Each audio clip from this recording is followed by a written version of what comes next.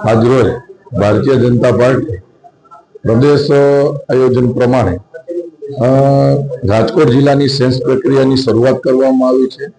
રાજકોટ જિલ્લો મોટો છે। સેન્સ પ્રક્રિયા બે તબક્કામાં બે જગ્યા પર આયોજન કરવામાં આવ્યું છે।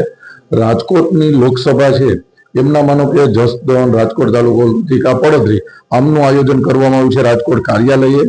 અને પોરબંદર લોકસભા એટલે કે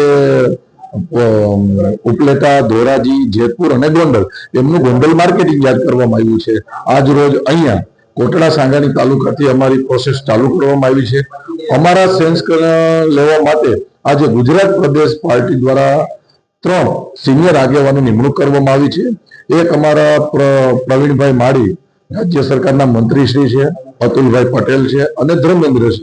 આવી રીતે 3 સિનિયર આગેવાનો ભારતીય જનતા પાર્ટી રાજકોટ જિલ્લાના કાર્યકર્તાઓની લાગણી અને માગણી પ્રમાણે અત્યારે લાગણી કાર્યકર્તાઓ અમારા રજૂઆત કરશે। ભારતીય જનતા પાર્ટીનો કાર્યકર્તા ચૂંટણી માટે તૈયાર જ હોય છે।